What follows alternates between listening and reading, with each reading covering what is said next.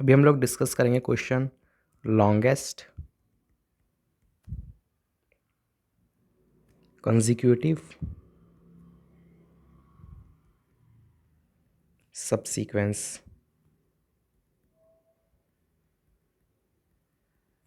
देखो longest consecutive subsequence में क्या है कि हमको एक सीक्वेंस दिया होगा, एक एरे, इसमें मैं एलिमेंट डालता 1 2 3 4 9 10।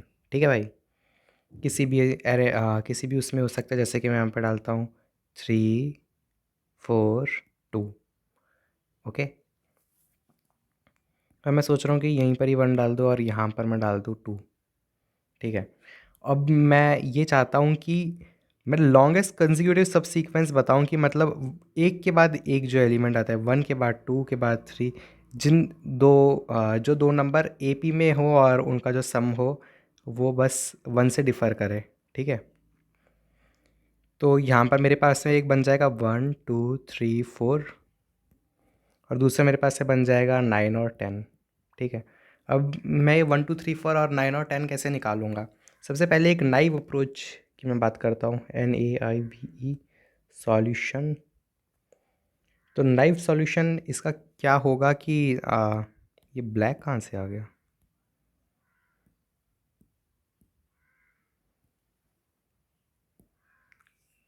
नाइव सॉल्यूशन इसका ये है कि मैं एक फॉर लूप लगाऊंगा, एक फॉर लूप लगा करके इस पूरे के पूरे को ट्रैवर्स करूंगा। ठीक है, फॉर लूप 1 लगा रहा हूँ मैं, और फिर ये पूरे के पूरे को ट्रैवर्स करूँगा और यहाँ पर मैं आपको पता ही है क्या लिखने जा रहा हूँ, आई इज़ इक्वल्स टू 0 से लेकर के आई लेस देन n तक, है ना, और आई प्लस प्लस। ये तो मेरी पहली चीज़ हो गई। यहाँ पे आई इक्वल टू 0 से लेकर के, आई को मैंने इनिशियलाइज़ नहीं किया, आप लोग कर लेना, आई लेस देन n आई प्लस प्लस लिख ही देता हूँ। यहाँ पे इंट आई है,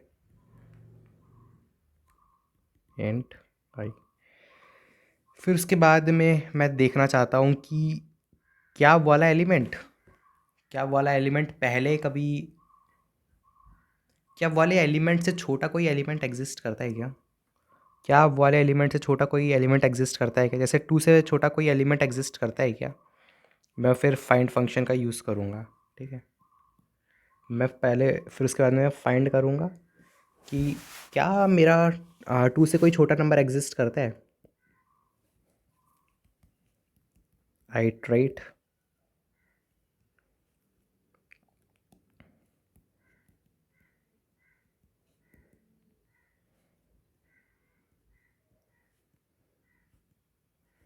ये हो गया मेरा आई।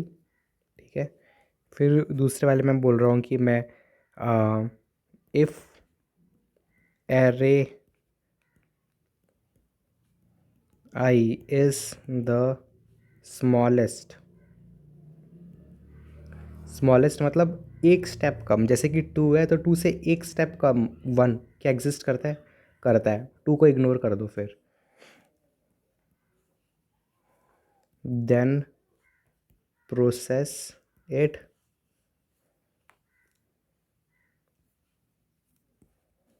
एल्स इग्नोर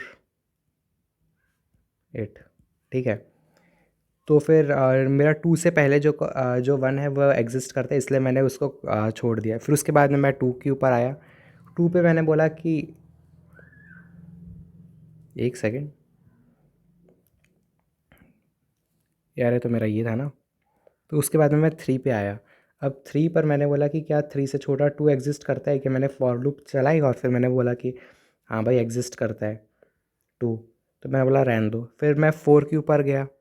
ठीक है, फिर मैं यहाँ से 4 के ऊपर गया और फिर मैंने 4 पे जा कर के देखा कि क्या 4 से छोटा नंबर जो मतलब 3 एग्जिस्ट करता है क्या?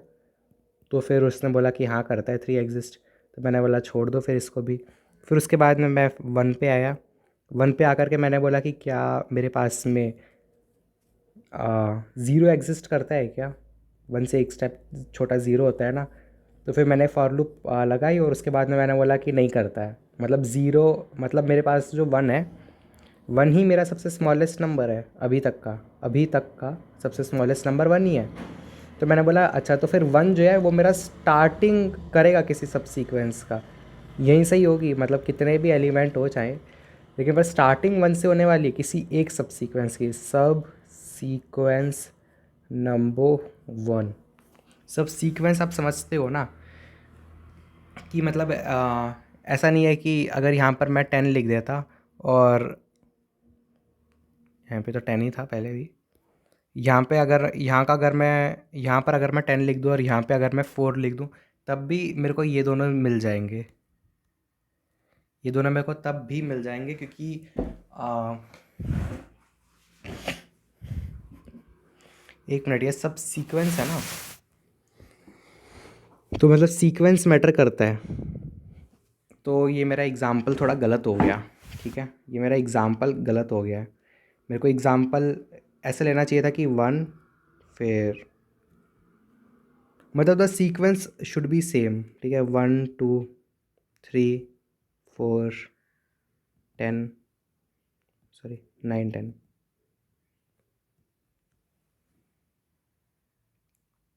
अगर ये सब सीक्वेंस नहीं भी होता तब भी मैं जिस तरीके से आपको बता रहा हूँ ना, वाले तरीके से वो तब भी आ जाएगा।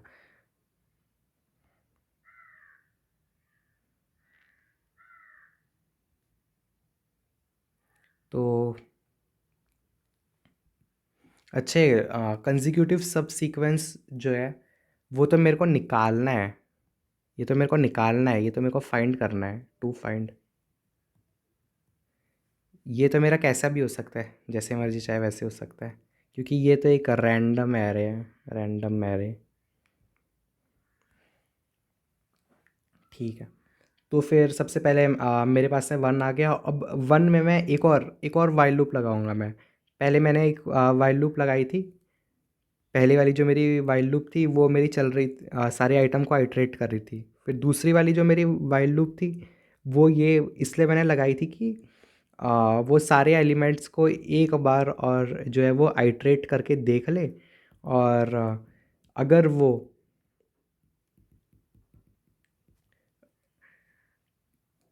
अगर उससे कोई छोटा एलिमेंट एग्जिस्ट करता है, यानी कि एरे आई जो है मेरा, अगर उससे कोई ऐसा एलिमेंट है, एरे जे कोई एक ऐसा एलिमेंट है जो कि एग्जिस्ट करता है,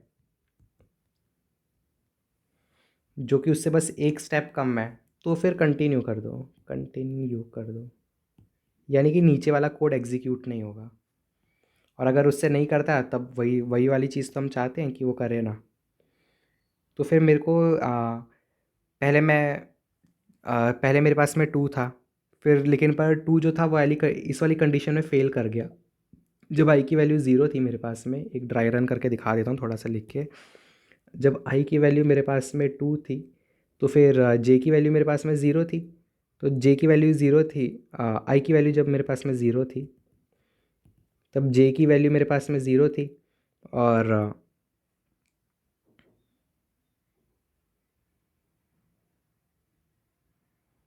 और जे की वैल्यू मेरे पास में ज़ीरो थी, हाँ।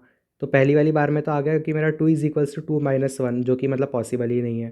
फिर अगली वाली बार में आ गया जे इज़ इक्वल्स टू वन, और टू इज़ इक्वल्स टू अगला नंबर क्या था मेरे पास में, थ्री, थ्री माइनस वन, जो कि ये भी पॉसिबल है, तो पॉसिबल है ना।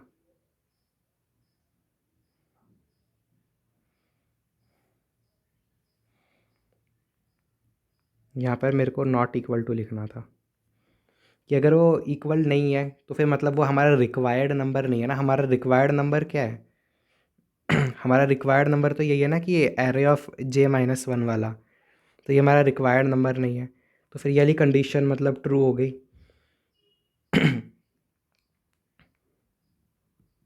और ये वाली कंडीशन हो गई मेरी मतलब फॉल्स, ठीक है, ये वाली कंडीशन हो गई मेरी फॉल्स। मतलब इस वाले केस में हमारा जो कंटिन्यू होगा, कंटिन्यू, वो एग्जीक्यूट नहीं होगा, और नीचे वाला जो कोड होगा वो एग्जीक्यूट हो जाएगा। और नीचे मैं कोड कौन सा लिखूँगा? नीचे वाला मैं जो कोड लिखूँगा वो ऐसे होगा कि आ,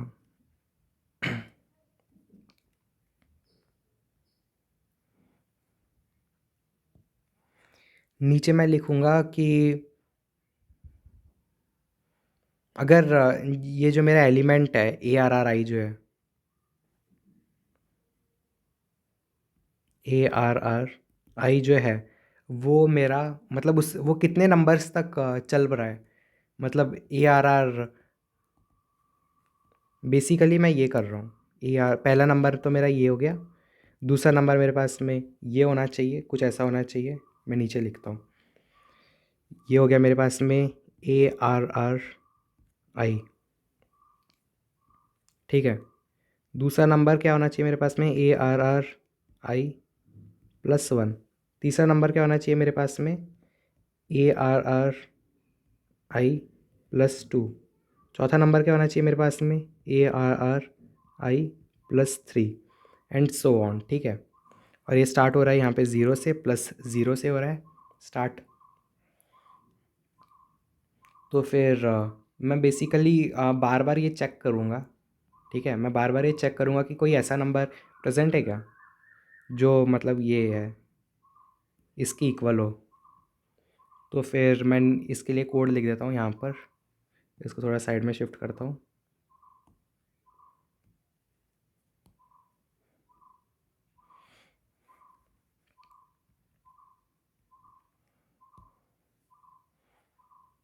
यहाँ पर मैं लिखता हूँ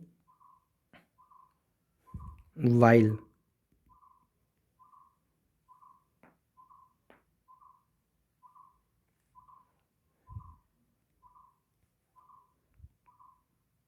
यहाँ पे पहले मैं इंट और INC=1 कर देता हूँ, ठीक है।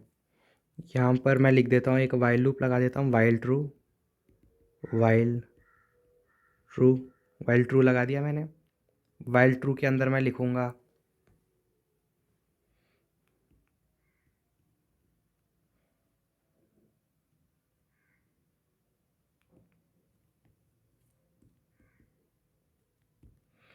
वाइल ट्रू के अंदर मैं लिखूँगा कि चेक करो, अब चेक करो कि अब फाइंड करो बेसिकली। मैं यहाँ पर एक थोड़ा सा सूडो कोड टाइप लिख देता हूँ, एक मैं फंक्शन ही बना लूँगा फाइंड, ठीक है। या फिर ये वाली चीज़ को वापस लिख लो, या यहाँ पर फॉर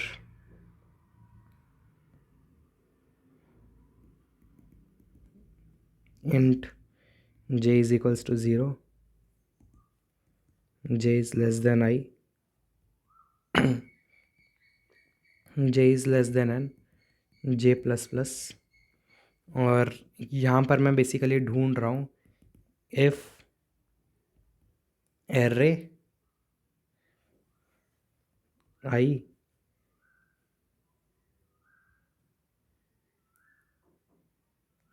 प्लस INC, जो मेरा एरे I+INC है वो उसके अंदर एग्जिस्ट करता है कि नहीं। तो पहली वाली बार में तो मेरे पास में 1 है, यानी अगला वाला एलिमेंट, तो मेरे को ये चेक करना है कि एग्जिस्ट करता है या नहीं। So if it does not exist, if it exist मतलब अगर वो एग्जिस्ट करता है तो फिर आप क्या कर देना, आप काउंटर को 1 से बढ़ा देना, ठीक है। जो हमारा रिज़ल्ट है, रिज़ल्ट यहाँ पे RES=0, int RES of course. और यहाँ पर इंट करंट लिख देता हूँ, करंट=0। यहाँ पर अगर ऐसा है तो फिर आप करंट को इंक्रीज़ कर दो,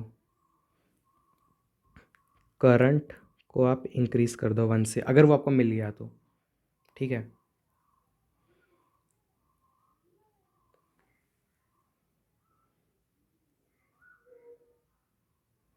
if array i== array j, okay, बढ़िया।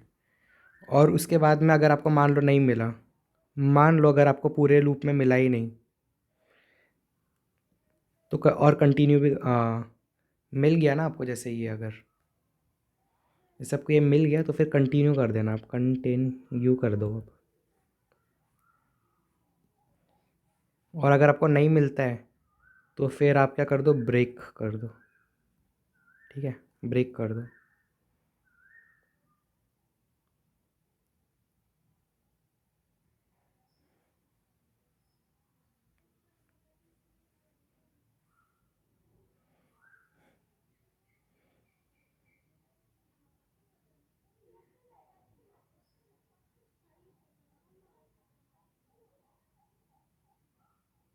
यहाँ पर एक सेकेंड, कंटिन्यू।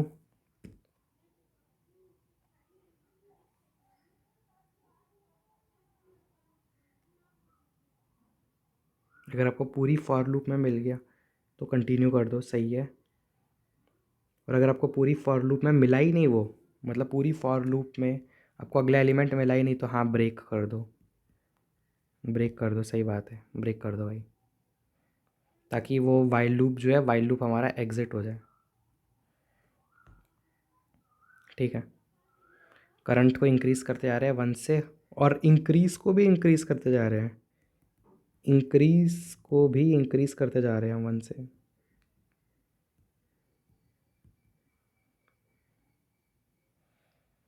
ताकि अगली वाली बार में पहले वो 1 था, तो फिर अगली वाली बार में वो मेरे पास में हो जाए 2।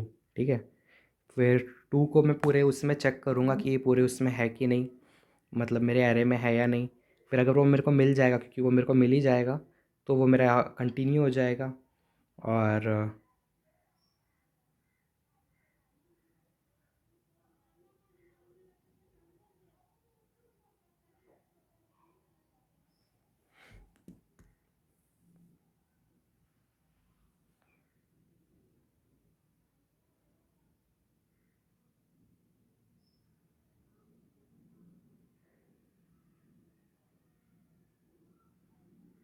यहाँ पर मेरे को एक फ्लैग भी बना देना चाहिए,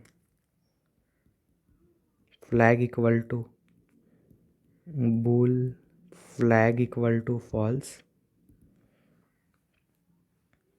और यहाँ पे मैं फ्लैग को भी ट्रू कर देता हूँ, और यहाँ पे मैं लिख देता हूँ इसी लूप, इसी वाली फॉर लूप के अंदर,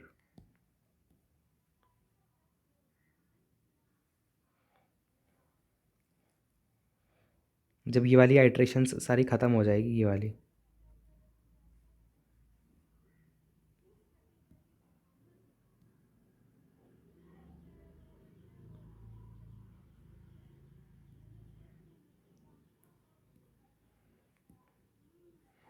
तो यहाँ पर वो चेक करेगा फ्लैग को, if flag equal to false, break, break कर दो।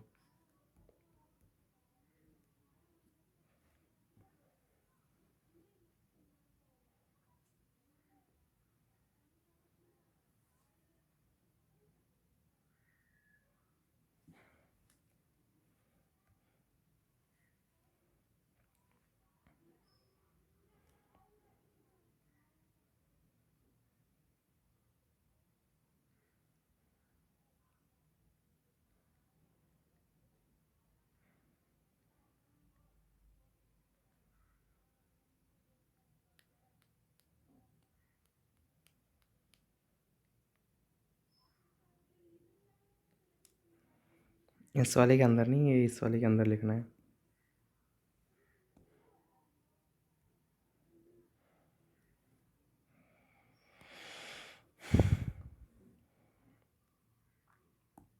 इस वाले को तो अपना पूरा चलने दो भाई तमीज़ से। ठीक है, ये वाली वाइल लूप को तोड़ने के लिए मेरे को यहाँ पे ये करना है कि मतलब मेरे को एक भी एलिमेंट मिला ही नहीं, और यहाँ पे इसको कंटिन्यू नहीं भाई, इसको यहाँ पे ब्रेक कर दो कि जब मेरे को मिल ही गया है वाला एलिमेंट, तो फिर बेफालतू में क्यों आगे तक आइट्रेट कर रहे हो। एक बार मिल गया ना एक एलिमेंट,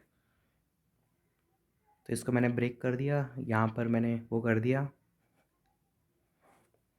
ओके, सही है।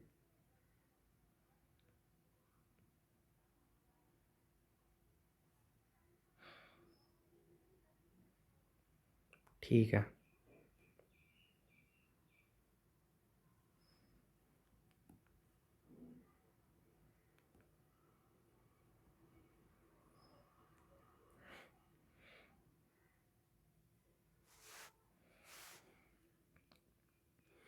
तो अगर मेरे को कोई एलिमेंट मिलेगा ही नहीं, if no element is found here, if no next element of the next element of the consecutive element की जो सीरीज़ है,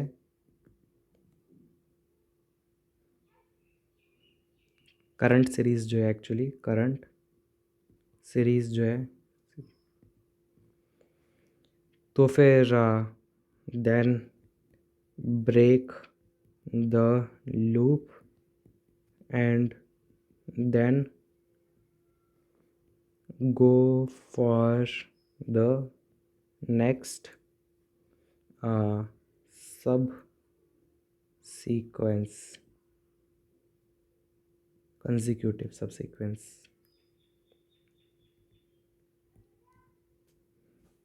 ठीक है,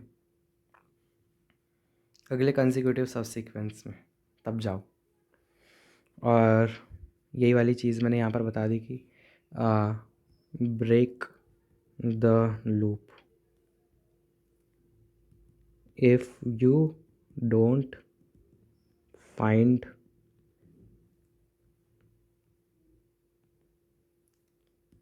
next element।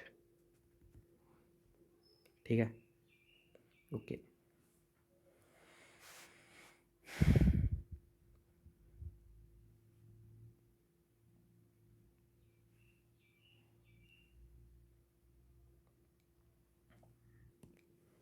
अब ये वाला जो मेरा सॉल्यूशन हो गया, ये वाला सॉल्यूशन मेरा किसके लिए हो गया, यहाँ पर थोड़ा सा और बाकी है ना, ये थोड़ा सा और बाकी था, तो यहाँ पर भी मैं बस कर देता हूँ कि मेरा आप रिज़ल्ट का आप वो निकाल दो, result is equals to result maximum of current और रिज़ल्ट। ठीक है, मैक्सिमम करंट और रिज़ल्ट को कर दो।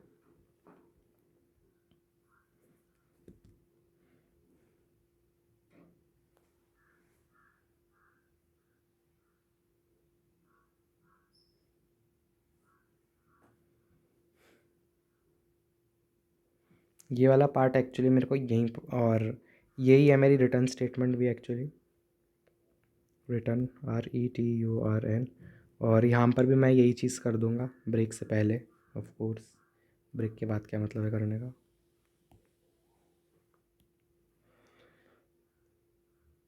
Result is equals to result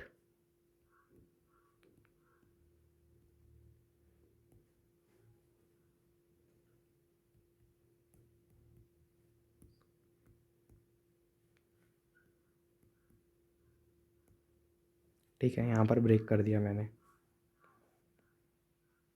current को इंक्रीज़ कर दिया, ये भी कर दिया, और फिर फ्लैग ट्रू वगैरह कर दिया और ब्रेक, और यहाँ पर रिटर्न कर दिया मैंने रिज़ल्ट को।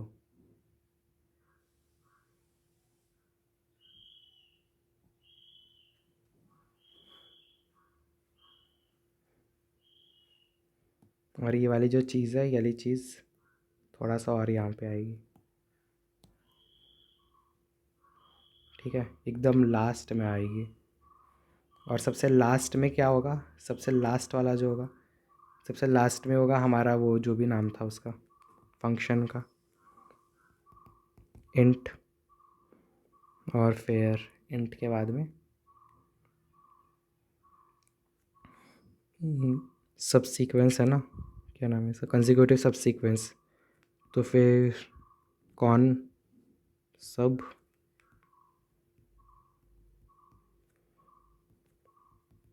Int array i int n, बस इतना ही। ठीक है, ये हो गया मेरा पूरा क्वेश्चन कंप्लीट।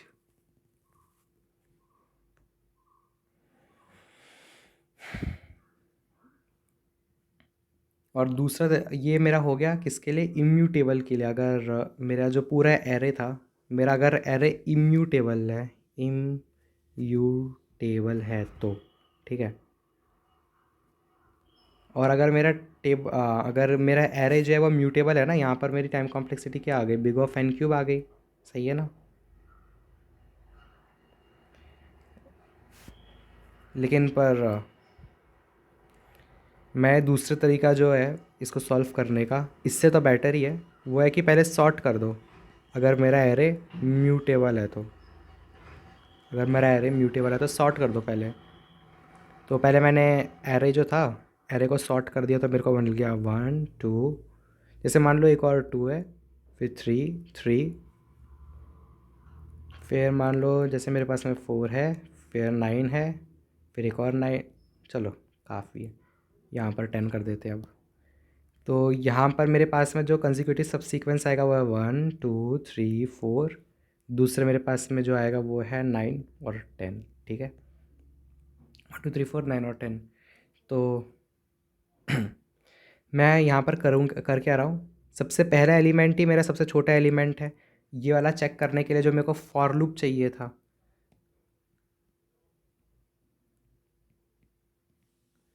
ये वाला जो ये चीज़ पता करने के लिए जो मेरे को एक फॉर लूप चाहिए था, जिसकी वजह से मेरी टाइम कॉम्प्लेक्सिटी जो थी वो बिग ऑफ एन आ रही थी, उसका चक्कर ख़त्म हो गया।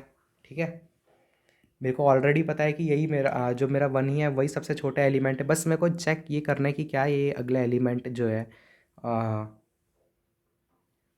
ये जो मेरा अगला एलिमेंट है ना, ये क्या बस वन ही ग्रेटर है, वन ही ग्रेटर है। हाँ भाई, वन ग्रेटर है। तो मेरा जो सब सीक्वेंस था वन, वन में मेरे पास में जुड़ गया 2। अब क्या जो है ये 2 मेरा वो वन ही ग्रेटर है एक्चुअली। जब मेरे पास में सेम नंबर आया ना, अगर मेरे पास में ये जो नंबर है, ये जो नंबर है मेरे पास, इनका जो डिफरेंस है वो ज़ीरो आ जाए, ज़ीरो आ जाए तो आप सिंपली स्किप कर दो, सिंपली स्किप। ठीक है, फिर यहाँ से मैंने चेक किया इसका डिफरेंस कितना आ रहा है, 3 - 2 = 1। तो 1 आ रहा है, तो 1 तो बहुत अच्छी बात है। तो मैं क्योंकि ये +1 आ रहा है तो फिर मैं बोल रहा हूँ कि इसको भी ऐड कर दो। ठीक है, फिर अगली वाली बार, सॉरी सॉरी, 3 को करना था ना ऐड, 3 को मैंने ऐड कर दिया। फिर उसके बाद में मेरे पास में 3 के बाद में अगला क्या आ रहा है, 3 - 3 = 0। ज़ीरो आए तो क्या करना था, स्किप। 1 आए तो क्या करना था, ऐड। ज़ीरो आए तो स्किप, 1 आए तो ऐड। और उसके बाद में मेरे पास में अगला क्या नंबर आया हुआ है, 4। 4 में मैं कर रहा हूँ 4 - 3 = 1। तो 1 मतलब ऐड, तो मैंने कर दिया यहाँ पर ऐड 4 को। फिर उसके बाद में मेरे पास में अगला है नंबर 9। तो 9 - 4 हो गया मेरे पास में 5, which is neither equal to 1, which is neither equal to 1 and neither it and nor it is equals to 0। ना ही वो 0 है ना ही वो 1 है।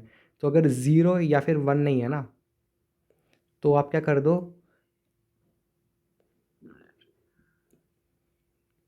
अगर वो ये एक केस बना दो इफ़ में 1 के लिए, दूसरा वाला केस आप बना दो एल्स इफ़ में 2 के लिए, सॉरी 0 के लिए। और एल्स वाला पार्ट यानी बचे हुए सारे केस, बचे हुए सारे नंबर के लिए, उसमें आप कर दो कि अब ये नया मतलब जो मेरा जो काउंटर है ना, सी करंट है ना, करंट लेंथ, करंट लेंथ मेरी जितनी है, करंट लेंथ वो मेरी ज़ीरो हो जाए। पर ज़ीरो होने से पहले मैं ये चीज़ का ध्यान रखूँगा कि ज़ीरो होने से पहले वो रिज़ल्ट को, result is equals to result, sorry, max result comma current length. और उसके बाद में जो मेरी करंट लेंथ है वो मेरी ज़ीरो हो जाए। ठीक है, ये हो जाए मेरा बस। तो ऐड करने का कोड मैंने आपको बता ही दिया। इफ़ अगर 1 है, अगर ज़ीरो है तो सिंपली क्या कर दो आप, सिंपली आप कर दो कंटिन्यू। अगर आपके पास में 1 है तो 1 वाले केस में आप क्या करोगे, 1 वाले केस में आप कर दोगे कि result is equals to plus, sorry, current len is equals to +1, या फिर आप करंट लेंथ प्लस प्लस कर दो। ठीक है, तो ये मेरे पास में 3 केस बन गए और मैंने ये प्रोग्राम भी लिख दिया उनके लिए। और सबसे पहले ही आप मतलब स्टार्टिंग में ही ये जो आप फॉर लूप लगा रहे होगे ना यहाँ पर, फॉर लूप जिसमें आप हर आइटम को आइटरेट कर रहे हो, उससे पहले ही यहाँ पर आप रिज़ल्ट को भी डिक्लेयर कर दो, int result is equals to 0 comma int में current len is equals to 0। फिर करंट लेन मेरी एक पहले से इंक्रीज़ हो जाएगी, फिर अगले वाले केस में वो स्किप हो जाएगा, फिर अगले वाले केस में वो इंक्रीज। यहाँ पर देखो, पहले वाले केस में जब मेरे पास में 1 था, मेरे पास में पहला केस 1 था ना,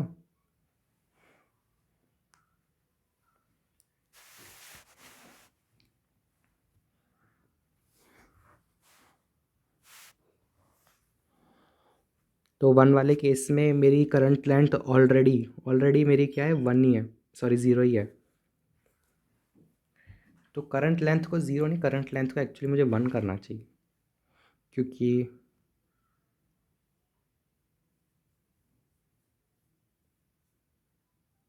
करंट लेंथ को मेरे को 1 करना चाहिए। क्यों करना चाहिए वन मेरे को 1, 0 क्यों नहीं करना चाहिए? मेरे को 1 इसलिए करना चाहिए क्योंकि जब मैं पहला एलिमेंट डालूंगा, जैसे मैंने यहाँ पर 1 डाल दिया, अब 1 यहाँ पर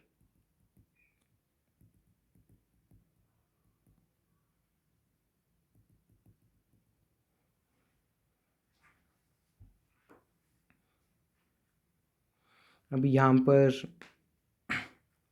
जो मेरा वो है, मतलब पहली वाली बार में ही अगर वो 1 मेरा रिजेक्ट हो जा रहा है, मान लो जैसे रिजेक्ट हो ही जा रहा है मेरा 1, तो यहाँ पर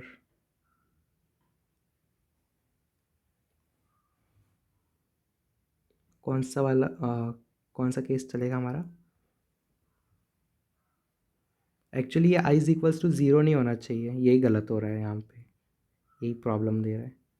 आई इज इक्वल्स टू 1 होना चाहिए, ठीक है, आई इक्वल टू 1 होना चाहिए, क्योंकि मेरे को वो वाला एलिमेंट को उसके पीछे वाले एलिमेंट से कंपेयर करना है ना। या फिर आप कह सकते हो कि आई इज इक्वल्स टू 0 से लेकर के I is equals to n-1 तक जाए, कि मैं उसको आगे वाले एलिमेंट से कंपेयर कर लूँ, ठीक है। आई इज इक्वल्स टू 1 से I is less than n, मतलब इन दोनों में से जो मर्जी चाहो वो वाला कर लो। इसमें मैं क्या कर रहा हूँ, इसमें मैं वाले एलिमेंट को उसके पीछे वाले एलिमेंट से कंपेयर करके देख रहा हूँ, और इसमें वाले एलिमेंट को उसके आगे वाले एलिमेंट से कंपेयर करके देख रहा हूँ, बस इतनी सी बात है।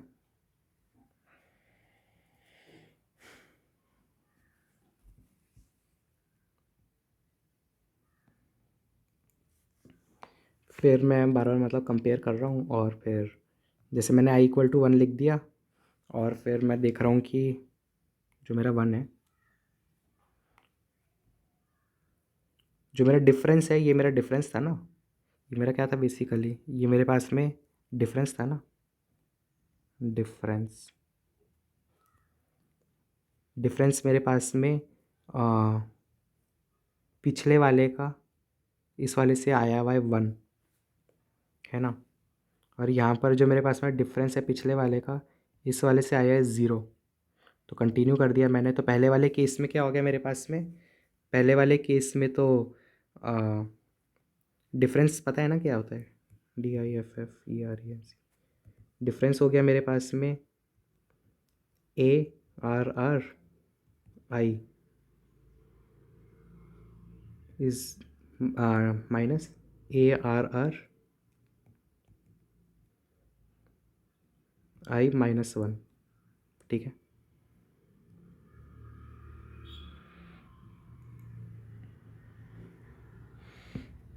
और दूसरे वाले केस में, ये तो पहले वाले के लिए हो गया, और दूसरे वाले केस में आपको समझ ही आ गया होगा कि करना क्या है। यहाँ पर क्या हो जाता मेरा डिफरेंस, डिफरेंस मेरा हो जाता कि array of i+1 minus array of i, है ना, ये मेरे पास में डिफरेंस हो जाता।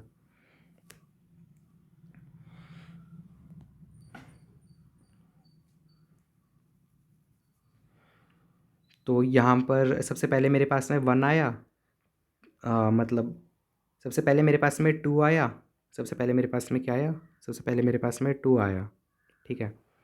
फिर 2 को मैंने कंपेयर किया, 2 को मैंने माइनस किया 1 के साथ में, तो मेरे पास में जो डिफरेंस था वो ये आ गया। तो मैंने लेंथ को इंक्रीज़ कर दिया, तो मेरी लेंथ इंक्रीज़ होकर के हो गई है 1। ठीक है, करंट लेंथ हो गई है मेरे पास में 1। फिर उसके बाद में मैंने दोबारा से अगले एलिमेंट पे मैं गया। ठीक है, तो अगले एलिमेंट में जा कर के मेरे को पता चला कि वो सेम है वो, तो फिर वो कंटिन्यू हो गया। तो फिर कुछ भी नहीं हुआ, यहाँ पर कुछ नहीं हुआ। फिर उसके बाद में मैं अगले पर गया। ठीक है, तो 3 पर आकर के मेरे को पता लगा कि ये जो है वो मतलब 2 से 1 के डिफरेंस में है। तो फिर यहाँ पर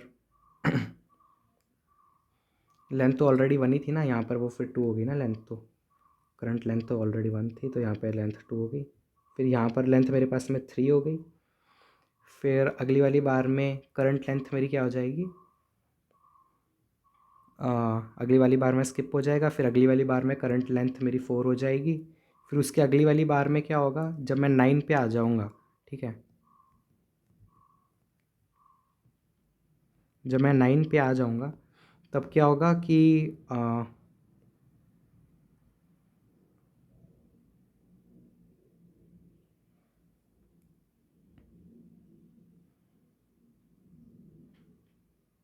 9 पे जब मैं आ जाऊँगा तो 9 - 4 जो होगा वो मेरे पास में 5 हो जाएगा।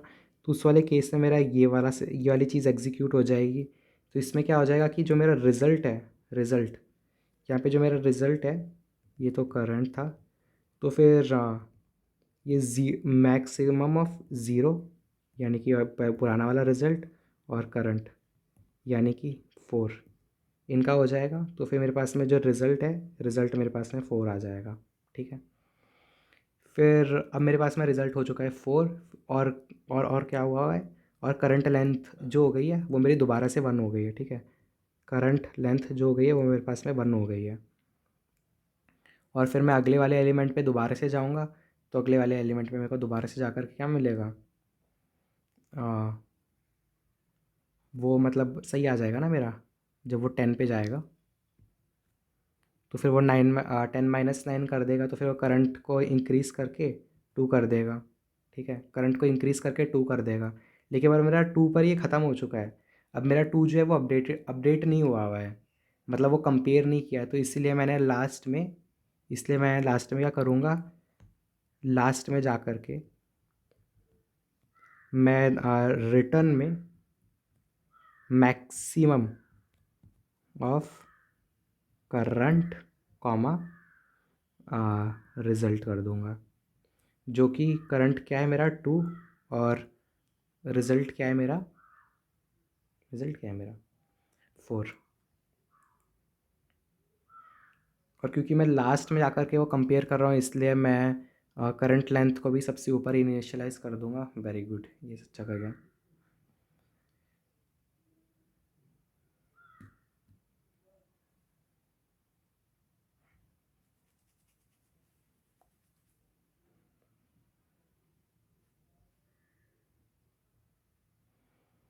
अब मेरा जो प्रोग्राम हो गया, प्रोग्राम मेरा ऐसे हो जाएगा। इसको यहाँ से कॉपी कर लेता हूँ।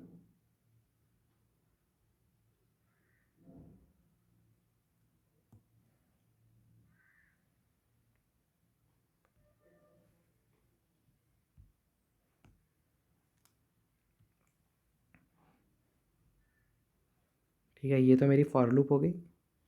यहाँ पर मैंने लिख दिया फॉर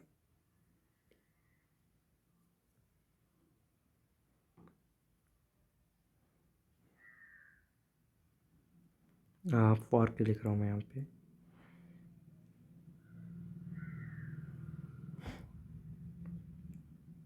कंटिन्यू रिज़ल्ट, एल्स में ये, जब मेरी फॉर लूप पूरी हो जाए तो लास्ट में लिखूँगा बस यहाँ पर ऐसे।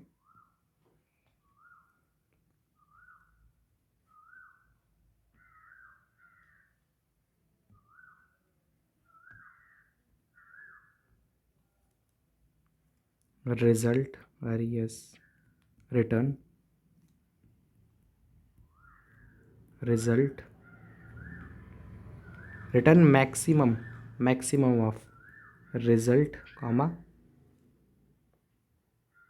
करंट, ठीक है। और उसके बाद में बस इतना ही था मेरा ये जो मेरा फंक्शन था। यहाँ पर मैं लिख देता हूँ इंट, फिर उसके बाद में लॉन्गेस्ट कंसेक्यूटिव सबसीक्वेंस, लॉन्गेस्ट, फिर इंट एरे, इंट एन, ठीक है। यहाँ पर मैंने खोला और यहाँ पर मैंने इसको बंद कर दिया। तो ये मेरे पास में प्रोग्राम हो गया, देख लो इतना सा प्रोग्राम।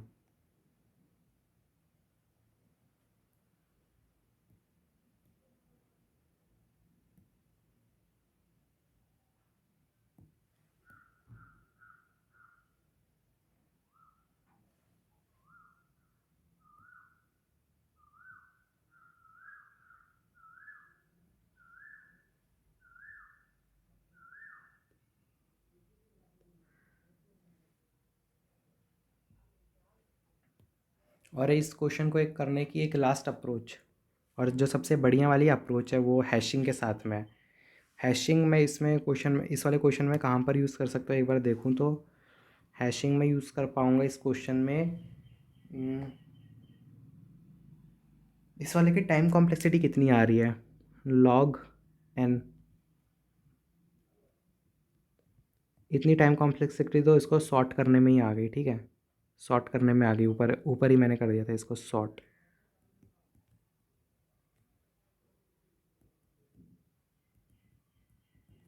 ठीक है।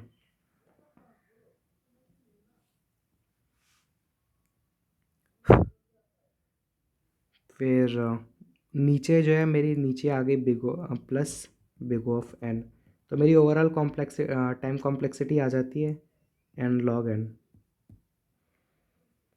अब मेरे को देखना है कि क्या इस वाले क्वेश्चन को मैं बिग ऑफ एन में सॉल्व कर सकता हूँ।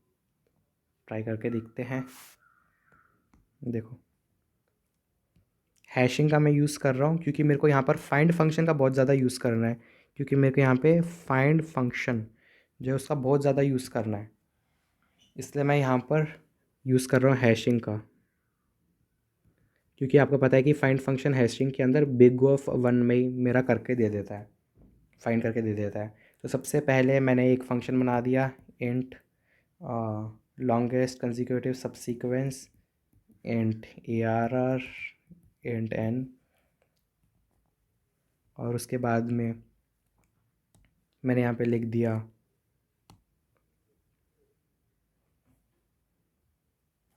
अनऑर्डर्ड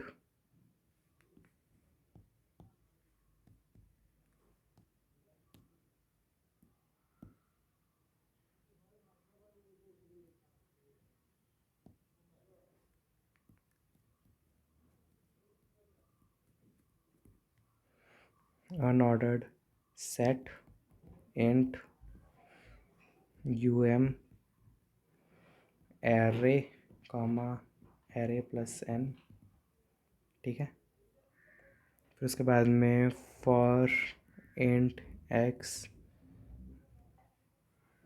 और यहाँ पर मेरे पास में जो था ये इसके सारे एलिमेंट्स आएंगे अब वन बाय वन। फिर इसके अंदर मैं लिखता हूँ यहाँ पर हाँ अंदर ही मैं यहाँ पे करंट लेंथ भी लिख देता हूँ int int current length is equals to 1 और रिज़ल्ट इज इक्वल्स टू 0, ठीक है।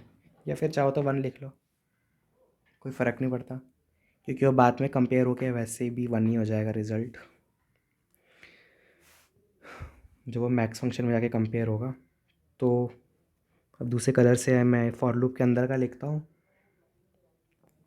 इफ़ एरे, एरे क्यों लिख रहा हूँ मैं,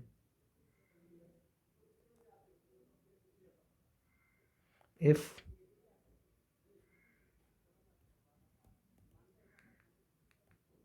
you m dot find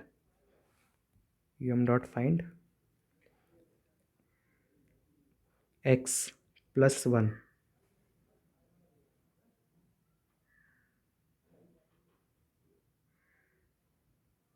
is not equal to u m dot end. U m क्यों बनाया है मैंने, ऐसे बनाना था।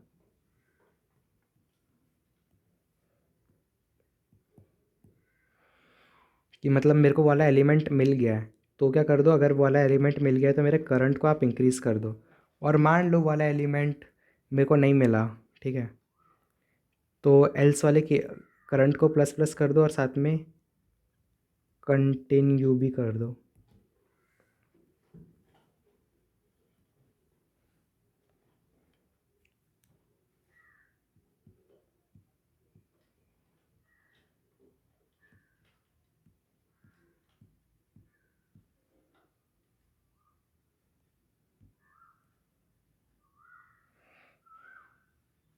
थोड़ा कलरफुल कर दिया।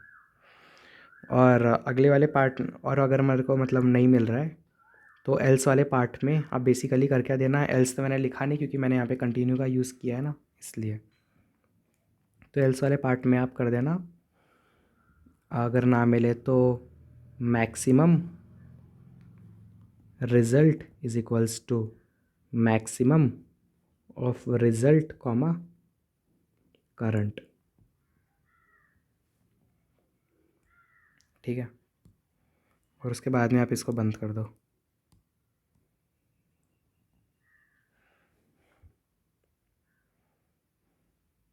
और बाद में आप रिटर्न कर दो, रिटर्न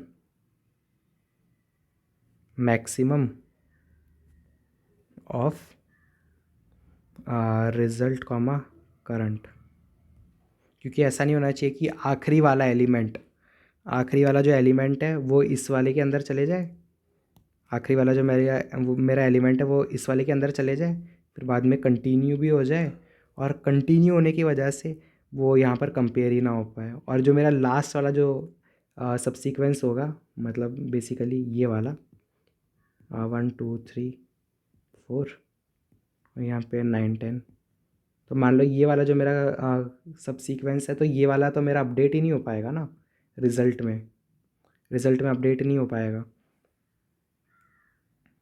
तो इसलिए मैंने यहाँ पर ये किया हुआ है। ठीक है,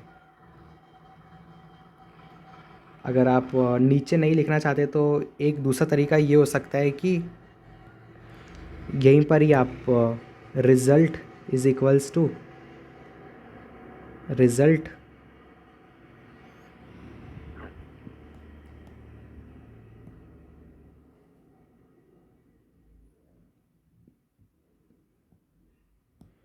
result is equals to result plus sorry maximum of result comma current, यहीं पर ही कर दो।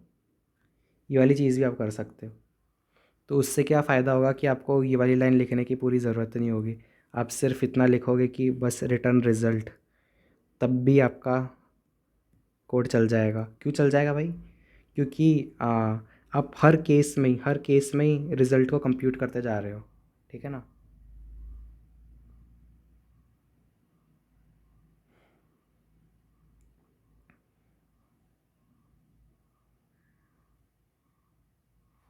और मैं करंट को इस यहाँ पर अब ये लिखने की ज़रूरत ही नहीं है मेरे को। अब यहाँ पर मैं सीधा लिख सकता हूँ करंट इज़ इक्वल्स टू 1, कि मतलब जब वो ऊपर वाला फॉल्स हो जाएगा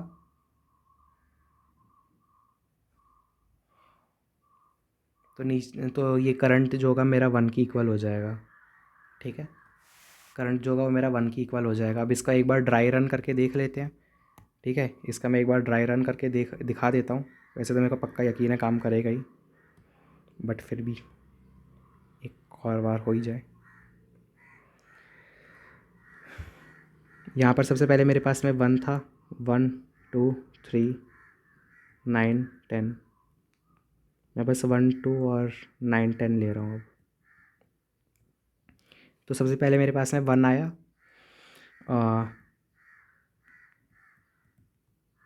और फिर 1 ने बोला कि मेरे पास में +1 है क्या, 1 + 1 जो है यानी कि 2 मेरा इसके अंदर प्रेजेंट नहीं है ना।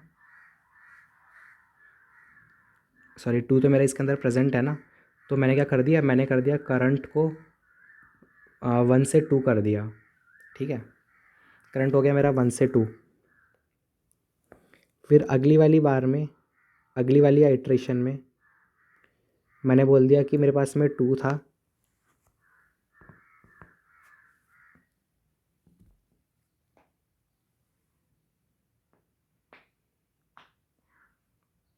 अगली वाली बार में मेरे पास में 2 आया और मैंने 2 को बोल दिया कि 2 को 1 से इंक्रीज़ कर दिया। और मैंने बोला कि 3 है मेरे पास में, उसने बोला 3, 3 जैसे मान लो है इसके अंदर, तो मैंने बोल दिया हाँ 3 है इसके अंदर। तो यही कंडीशन ट्रू हो गई। और फिर यहाँ पर जो था मेरा ये करंट, करंट मेरा हो गया 3। फिर उसके बाद अगली वाली बार में मेरे पास में 3+1 के लिए आया। 3+1 जो था मैं ढूंढ नहीं पाया। ठीक है, 3+1 में ढूंढ नहीं पाया, तो फिर मेरा जो करंट था, ये वाली लूप तो फिर चली ही नहीं, बस यही चला। तो फिर मेरा जो करंट था वो 1 की इक्वल हो गया। और हर बार में ही मैं बार बार अपने रिज़ल्ट को भी इंक्रीज़ करते आ रहा हूँ। तो रिज़ल्ट मेरा हर बार में क्या हो रहा था, पहले मैक्सिमम ऑफ 0,2 हो गया था, जो कि मेरे पास में आंसर 2 ही आ गया था। फिर मैक्सिमम ऑफ 2,3 हो गया था, जिसमें मेरे पास में आंसर 3 आ गया था। और इस वाली बार मेरे पास में जो रिज़ल्ट है, जो मेरे पास में रिज़ल्ट है, वो मैक्सिमम ऑफ 3,1 आ रहा है। 3,1 एक्चुअली इसे कंप्यूट करना ही क्यों है, यहाँ पे तो है ही नहीं ना। तो करंट मेरा 1 हो गया। फिर अगली वाली बार में मेरे पास में 9 आ गया, 9। ठीक है, 9+1 10, 10 मेरे पास में ऑलरेडी एग्जिस्ट करता है ना। तो फिर यहाँ पे मेरा करंट जो है वो करंट इंक्रीज़ होकर के फिर 2 हो गया। और फिर मैंने result is equals to maximum of 3,2 किया, तब मेरे पास में आंसर 3 आया। फिर उसके वाली बाद में फिर उसके बाद में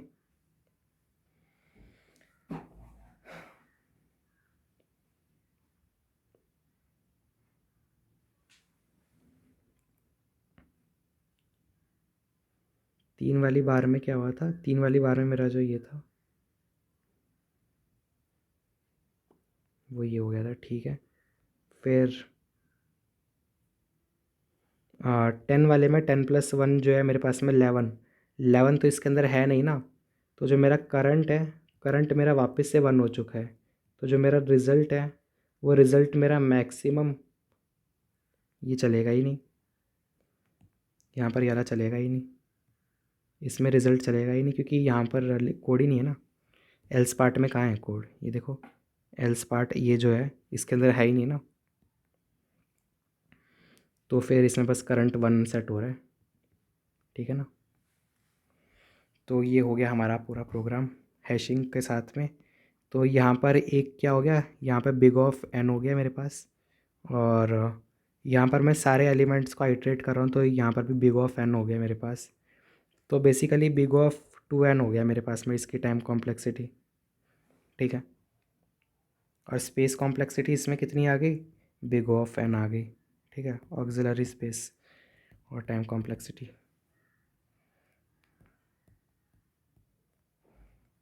बस इतना ही था।